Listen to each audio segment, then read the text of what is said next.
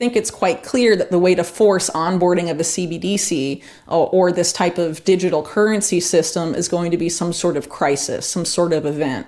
I think the immigration crises, any sort of refugee situation, that's going to be used to push for digital IDs. I think it's just a very easy excuse for them, a way for them to quickly manufacture consent. Because, all these people, we don't know who they are. They could be criminals. They could be anybody. We have to know who everybody is. And it's going to be sold as a way to provide security to the insecurity created by the migrant crisis. So I think there's been growing awareness for some time that there's a lot of bipartisan consensus about most of the policies of the U.S. government, like endless war, for example. And some people refer to it as the uniparty. But people also forget that too. And so what a lot of people call this the two-party model, people refer to it sometimes as the left-right paradigm. But I think not a lot of people truly understand how that paradigm works. If you think about it as the left hand and right hand of the establishment, you'll have one of those hands create a problem intentionally, and then the opposing hand comes in and offers the solution. But the solution was always what the establishment wanted, but it's sold as a solution to a problem created by the other side. So it creates the illusion that the opposing force solved a problem, but in reality, the problem was manufactured by one hand of the system, and then the solution was offered by the other hand. The man that claims to have created CBDCs is a man from Barbados named Oliver Gale. He created one of the first, arguably the first CBDC project in the Caribbean, and then went on to have a key role in creating the Nigerian CBDC, the e-Naira. So the way the CBDC in Nigeria was set up is that in order to access the CBDC, you have to have a national identification number, which is the Nigerian digital ID project. So you have to have a digital ID in order to be able to access the Nigerian CBDC. And the way they tried to get people to onboard to the CBD system was by essentially cutting off the vast majority of the cash in circulation in Nigeria. And so despite the fact that they created these conditions to coerce people into using the CBDC, the populace resists.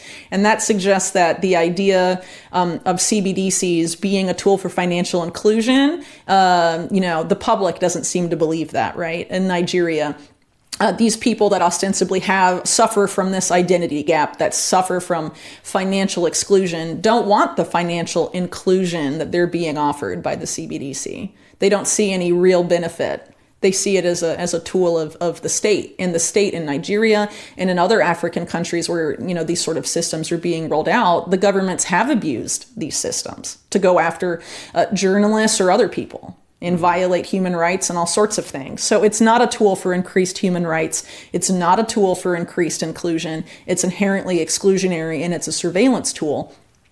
So if Nigeria's tactic of, drastically reducing the amount of cash in circulation didn't work, then I think it's quite clear that the way to force onboarding of a CBDC is going to be some sort of crisis, some sort of event where people will be made an offer they can't refuse, essentially.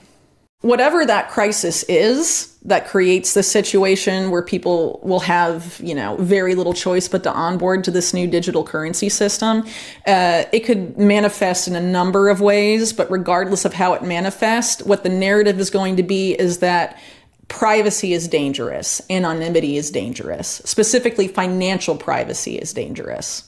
Those are going to be the narratives that come out of this event, and that's going to be a way to force onboarding both onto digital currency that can be tracked to stop terror financing or things of that nature. And also we have to know who everybody online is, or we have to know who everybody is interacting with these systems. We need digital ID.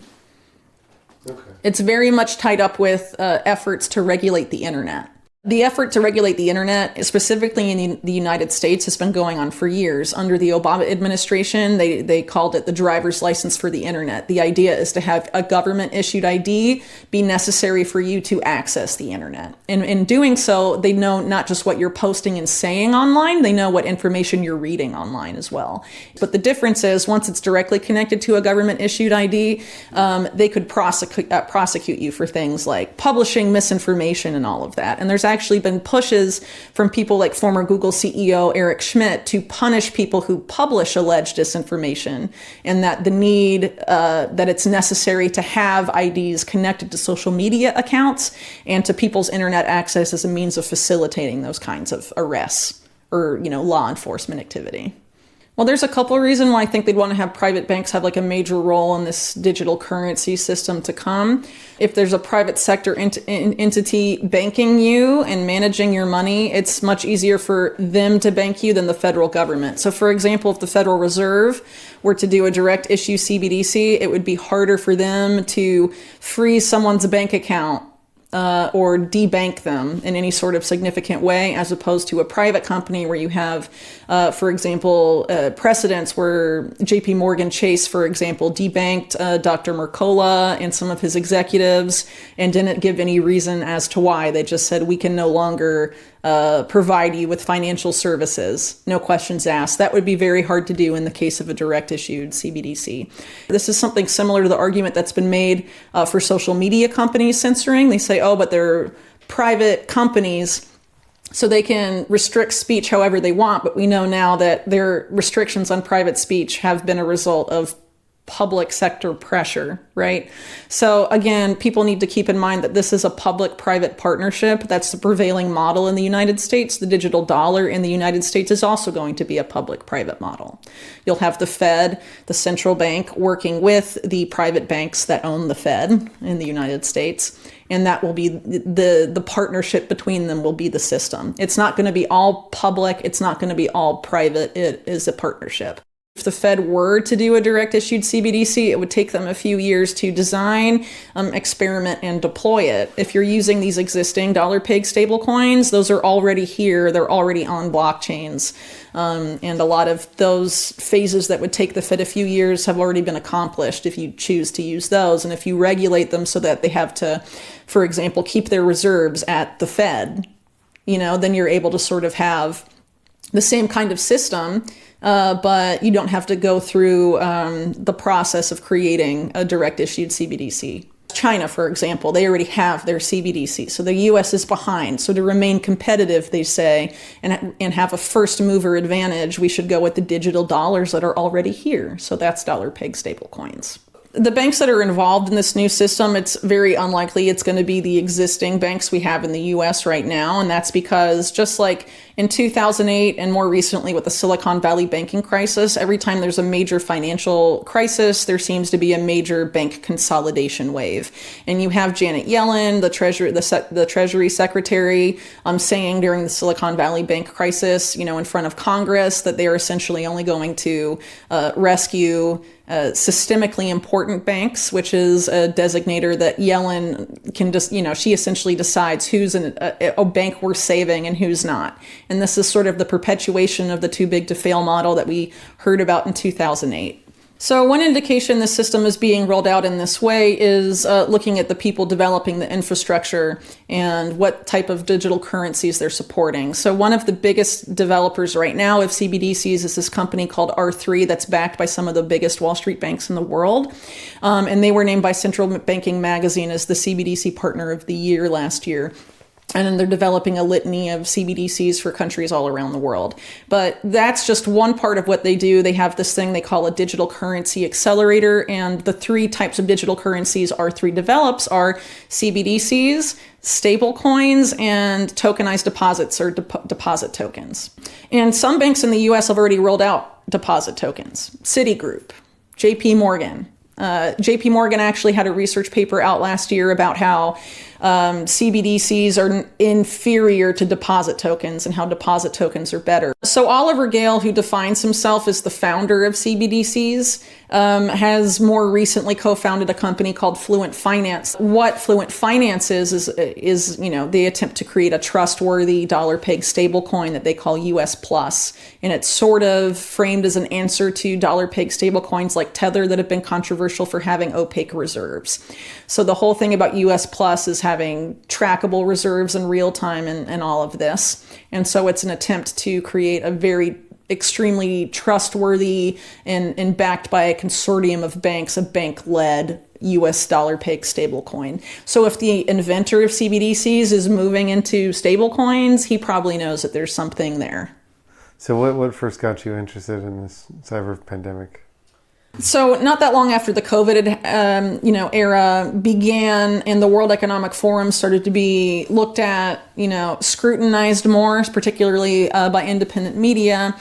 People had noticed the overlap between the World Economic Forum and Event 201, for example, in the COVID crisis. And so during the COVID crisis, people paid a lot of attention when the World Economic Forum launched its cyber polygon simulations that were about cyber attacks. And during that same period of time, you had Klaus Schwab, the best known face of the World Economic Forum, saying that after COVID, there would be some sort of what he called a cyber pandemic that would have consequences that would make COVID's impact on society seem relatively insignificant by comparison. I think the whole idea of a cyber attack is sort of contradictory to a lot of the stuff that was pushed for during the COVID era, where we were pushed increasingly out of the physical world into the digital world. And then the digital world is also under attack from cyber attacks and what have you. So I think ultimately the goal is to use cyber attacks as a means of centralizing control of the digital world.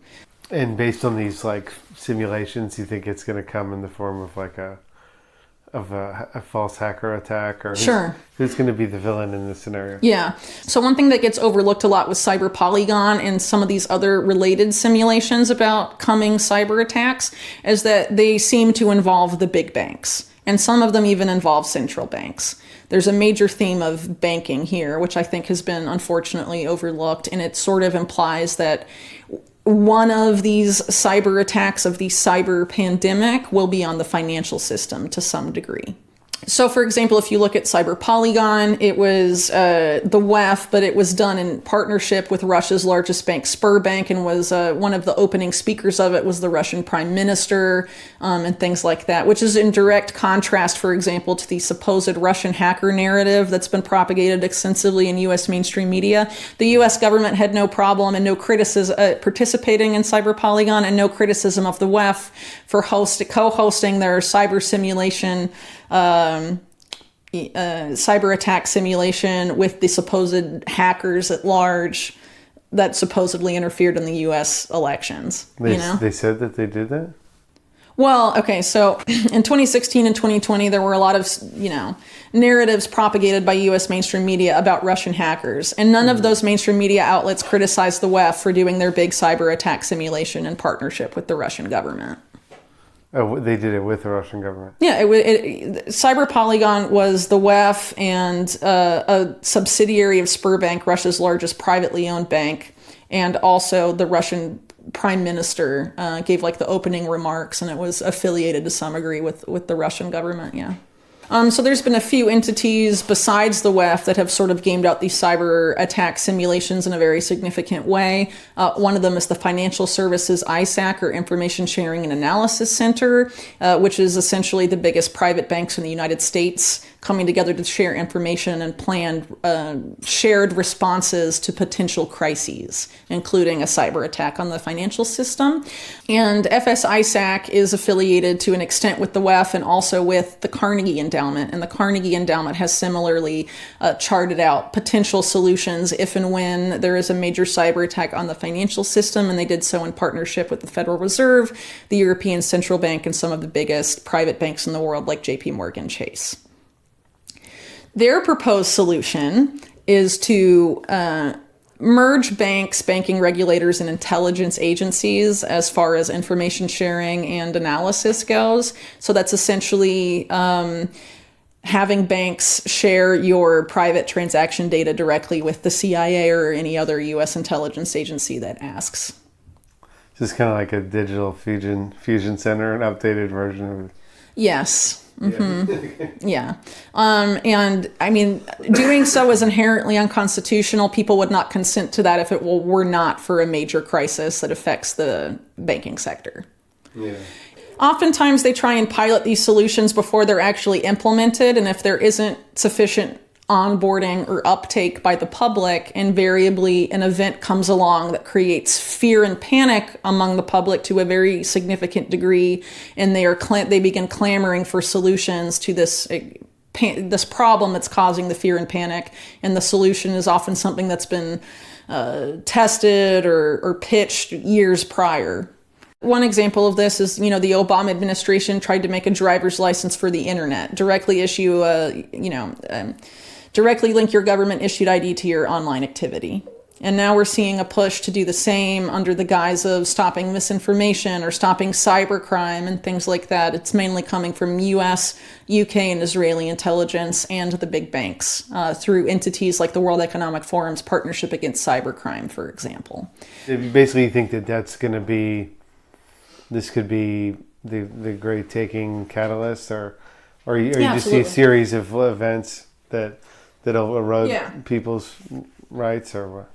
The cyber attack seems like a very possible scenario because it's a way for the banks to absolve themselves of any role in a financial crisis. It's an easy way to consolidate banks so that only systemically important ones survive the hack. And it could also potentially be a very effective means of onboarding people onto this new digital currency paradigm. So, for example, let's say this cyber attack on the banks takes place, and they say, well, the existing money in your account has disappeared. The hackers took it, but we can return to you the exact same amount of money you had, but it won't be in the dollars you had before. It will be in USDC or this dollar-backed stablecoin, or it will be this token. So you can get an equivalent amount of money back, right, from the money that was stolen from you, but it has to be this new money. It has to be part of this new system. There's the potential here for people to steal money from you and then essentially give it back to you, but with new conditions and with a new social contract. Yeah. You voluntarily accepted this new system and voluntarily onboarded to this new paradigm, but it's a coercion to an extreme degree. All of your money was stolen, right? And now you can only get it back if you take it in the form of the digital dollars that we approve of, or the CBDC, depending on where you are, Mm-hmm. So the head of DHS, Alexander Mayorkas, has said on record that the next big threat to Americans is a cybersecurity event that he called killware. And killware certainly sounds very scary, but if you read the existing definition of it, it refers to cyber attacks on essential infrastructure that has the potential to kill people. So it doesn't necessarily kill people like in the name, but it attacks things like water systems, the power grid, essential infrastructure that people rely on every day. This company called Cybereason in 2020 actually simulated a massive killware attack that was targeting a US presidential election. And the way they conducted this killware simulation, which they did with DHS and some US law enforcement agencies, was to get the US presidential election canceled and martial law declared. So they basically, through that simulation, established what types of hacks could succeed in achieving the declaration of martial law and the cancellation of a U.S. presidential election, which is pretty extreme. So why are they doing that? Why? I don't know. Why does an intelligence-linked company want to simulate with DHS and law enforcement a series of hacks that disrupt national infrastructure during a U.S. presidential election and martial law is declared? Well, if you look at all of this through the lens of risk management, from the elite's perspective, let's take the words of Larry Fink, for example, of BlackRock, who's been obsessed with risk management his whole career. He has a quote, he's on video, saying that the markets do not like democracy. Democracy is messy. They like totalitarian governments because the risk is low. Elon Musk is one of these figures that's trying to sort of position himself as a free speech champion, and one of these figures that's on the populist right. But in reality, a lot of the policies that Elon Musk promotes, like carbon taxes, for example, have traditionally been policies promoted like the World Economic Forum and entities like this that are seen as being globalist and not populist in nature.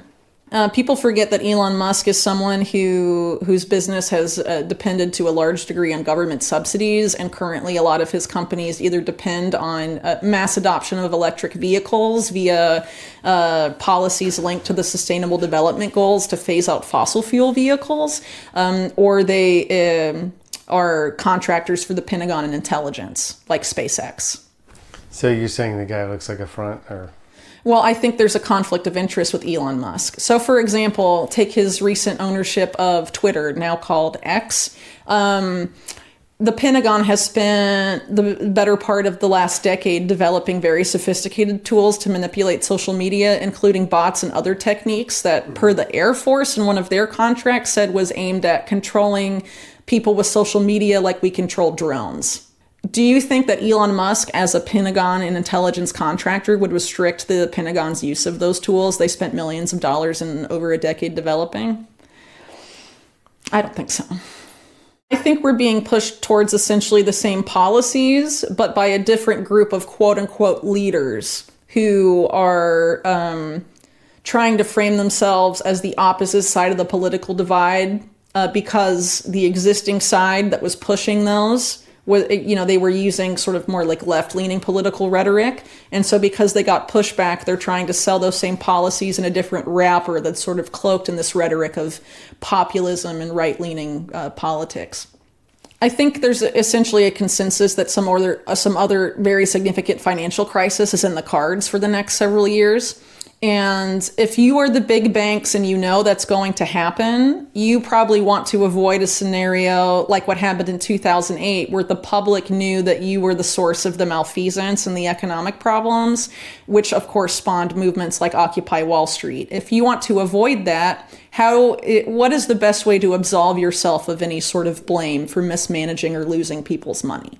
If you can say that hackers took it, then you're totally absolved, and whoever the hackers are the ones to blame. And U.S. intelligence, or really any intelligence agency today, can frame anyone they want for a cyber attack. We know this from one of the last WikiLeaks releases called Vault 7, where it revealed that among the CIA's hacking tools were the ability to place the fingerprints of adversary states, or really any group they wanted, into hacks that were actually conducted by the CIA itself. Basically a tool to create cyber false flags for any purpose. And the current CIA director is the person that was in charge of the Carnegie Endowment when they created these papers with the biggest private banks and central banks in the world about a cyber attack on the financial system, and how that would push for a merging of data sharing between banks and the CIA and intelligence. You spend a lot of your time thinking about these crazy projects. Like, how would you summarize this sort of incessant obsession with controlling people and things, and that these guys have? Yeah, so I think one of the reasons they want this new system that ultimately amounts to a control system is because they see it as the ultimate form of risk management. They essentially want to move to a system that's not unlike the feudal system that existed in medieval Europe. You have, a privileged, untouchable upper class and a low class of serfs. But if you implement a system this way with the technology they're using and all of that, you don't have to worry about peasant rebellions. You can manage the risk of the underclass. So you surveil them constantly. You can turn their money on and off. You can turn their access to services and really anything else on and off as well under the digital ID functionality. It's a way to keep people in line in a way that didn't exist in feudal Europe and under that model. But they're clearly moving to that model, and it's interesting because the UN essentially admits that. They talk about the acceleration of the adoption of all these of all this digital infrastructure is exacerbating the wealth gap and making the billionaires even more wealthy. But the billionaires and the bankers are the people that are designing all these UN policies. People, like Mark Carney, Mike Bloomberg, Bill Gates. All of these guys are the ones influencing these policies more than anyone. They admit that they're exacerbating the wealth gap, but we're full steam ahead on these policies anyway. So, they're obviously going to keep exacerbating it. And a lot of those guys that are designing and maintaining the technology are deciding deciding what it does are going to be in a very different class than the rest of us who are, having this system imposed upon us. We're not the ones designing it. We don't have a stake in the stakeholder capitalism model. We're the policy subjects, not the policy makers. We don't have any influence on these policies.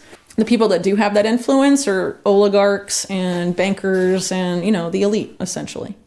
They want to give the illusion that it's a decentralized system, that you're in control of your data, that you have power. But, if you look at how the infrastructure is set up, those are really just marketing. It's marketing, it's talking points. It's not how these things actually are when they're implemented in practice. And the way they're creating the infrastructure is to create centralized data depositories, centralized policy-making bodies, things like that. But they want to give the public the illusion that they're being implemented in essentially the complete opposite way.